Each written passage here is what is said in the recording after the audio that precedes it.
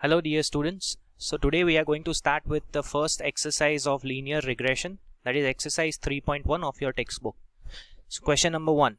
From the following data of price and demand of a commodity, obtain regression line of a demand on price. Also estimate the demand when the price is ₹20. यहाँ पे आपको column दिया है price और demand का. सबसे पहले you need to identify कि which type of question it is. Now आपके टेक्स्ट बुक में सारे क्वेश्चंस y ऑन x के ही दिए हैं. यहाँ पे you have been mentioned that you need to find out the regression line of demand on price. Demand को हम y अज्यूम करेंगे और प्राइस को x, because price is the independent variable and demand is the dependent variable. इसीलिए this will be a question of y on x. Understood?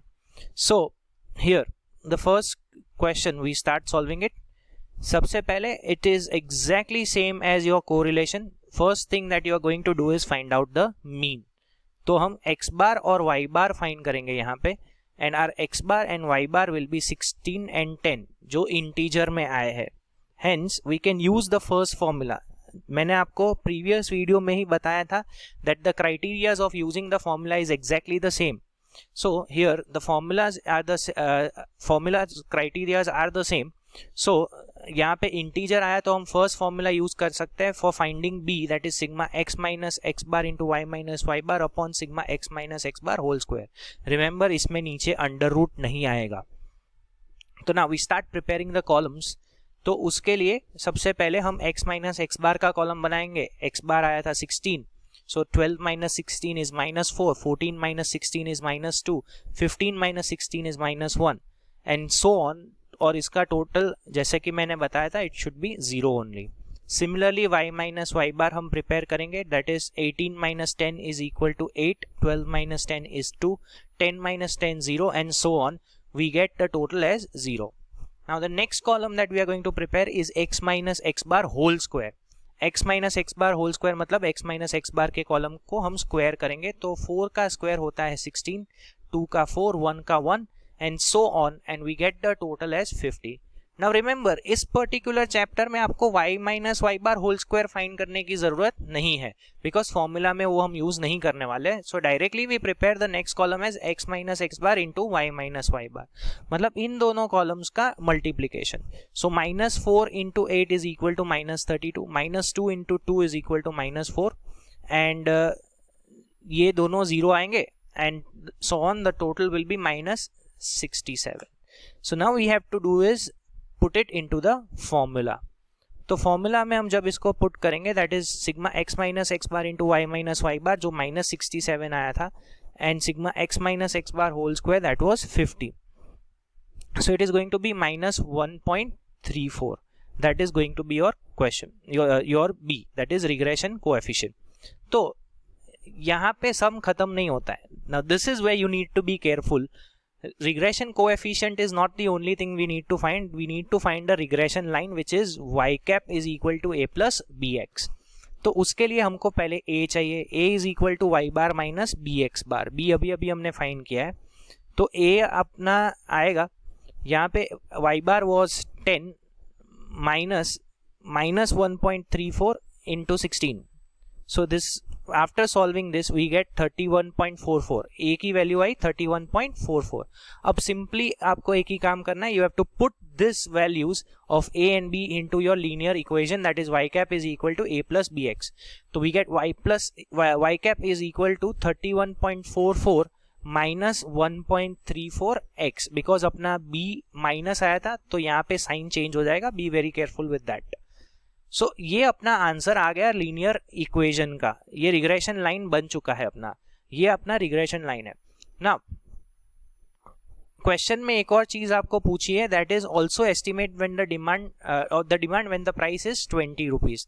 Price मतलब x. तो जब x 20 होगा तब आपकी डिमांड मतलब y क्या होगा वो फाइंड करना है. तो you simply need to put instead of x 20 in it. और जब इसको हम सॉल्व करेंगे we get 4.64 y cap, that is your estimated demand. So that was your question number 1 of exercise 3.1. So now we move on to question number 2. To study the relationship between the time and the usage of car, time of the usage of the car and its average annual maintenance cost, the following information is obtained. तो ये आपका time of usage of car दिया है and you have been given average maintenance cost, that is y. You have to obtain regression line of y on x, काफ़ी straight forward बोल दिया गया है आपको. And find the estimate annual average maintenance cost when the usage time of the car is 5 years and also find the error. तो एक और additional सी चीज़ पूछी है, that is find the error, जो हम एंड में देखेंगे. First of all we solve this question. Now मैंने यहाँ पे जो सॉल्विंग का क्राइटेरिया है वो थोड़ा सा इग्नोर किया है. I have used the formula of UV because I thought this sum will be much easier to solve with the formula of UV. मैं यहाँ पे चेंज ऑफ स्केल नहीं कर रहा हूँ. फर्स्ट ऑफ ऑल मैंने सिर्फ और सिर्फ चेंज ऑफ ओरिजिन किया है. नाउ एक चीज आप बहुत ध्यान से सुनिए, बिकॉज इस चैप्टर में कोएफिशिएंट ऑफ रिग्रेशन पे चेंज ऑफ स्केल का इम्पैक्ट होता है. मतलब अगर आप चेंज ऑफ स्केल करोगे तो आपका आंसर गलत आएगा या चेंज हो जाएगा. तो चेंज ऑफ स्केल आप डायरेक्टली नहीं कर सकते हो, उसके लिए एक करेक्शन फैक्टर डालना पड़ता है जो हम एक्सरसाइज 3.2 में देखेंगे. बट फिलहाल मैंने यहाँ पे कोई चेंज ऑफ स्केल नहीं किया, इसीलिए आपके जो बी पे कोई इम्पैक्ट नहीं आने वाला है. तो हमने जब x बार और y बार निकाला पहले, तो we got 2.67 and 8.5 as our x bar and y bar respectively. तो I have assumed here x minus 3, u is equal to x minus 3 and v is equal to x minus 8. तो ये column ready हुआ उससे, and the total of u is minus 2 and v is 3. And we just need to find u square. u square find किया हमने 10, जो total आया u square करने के बाद दैट इज 10. और v स्क्वायर फाइंड करने की जरूरत नहीं है, इसीलिए ये कॉलम ब्लैंक है. Then we straight away move on to the column of uv, that is u into v. तो उसका टोटल आया 17. Now putting all these into the formula we get 6 into 17, that is uv minus 2 and 3 upon 6 into 10 minus 4. तो we get 108 upon 56, जिसका answer आता है 1.93. That is your coefficient of regression, that is 1.93. B आ चुका है. Now next step obviously हम ए find करेंगे, जिसमें y बार माइनस बी एक्स बार को सिर्फ प्लेस करना है अपने को. y bar was 8.5 minus b was 1.93, जो अभी अभी हमने ऊपर ढूंढा, and your x bar was 2.67, जिसको राउंड ऑफ किया गया था from 2.66666. and after solving this we get our a is equal to 3.35. अब सिंपली आपको इसको पुट करना है in the equation, that is your regression line. y cap is equal to a plus b x. तो a अपना आया था 3.35 and यहाँ पे b पॉजिटिव ही था, तो साइन चेंज नहीं हुआ, 1.93x. नाउ इन लोगों ने पूछा है कि अगर 5 साल कार यूज की है तो what should be our maintenance cost. तो x को हम प्लेस करेंगे with 5 and when we solve it we get exactly 13.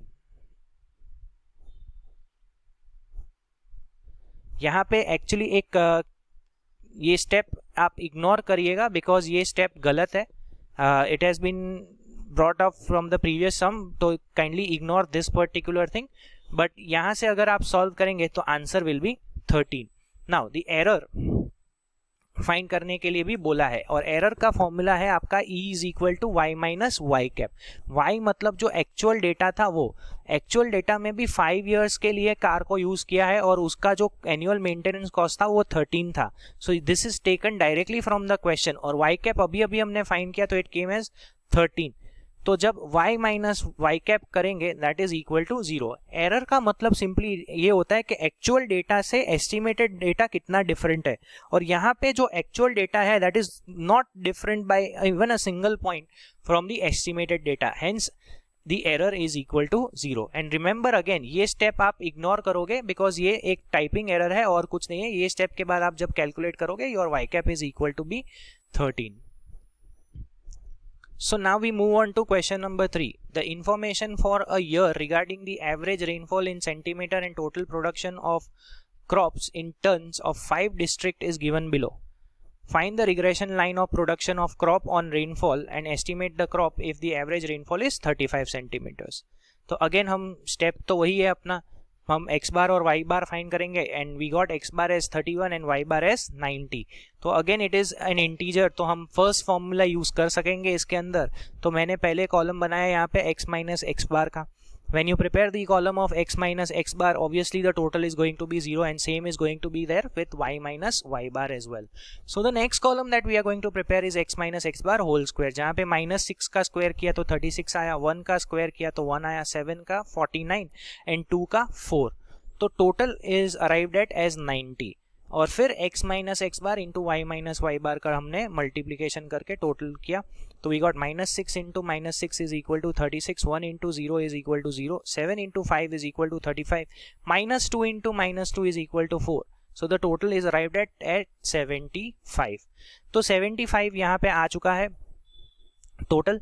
So we put it into the formula again. So we get 75 upon 90, that is our B is equal to 0.83.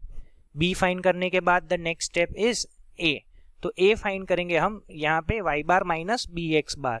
y बार अपना ऊपर आया था 90 and B अभी हमने find किया 0.83, तो minus 0.83 into 31 that is your x bar.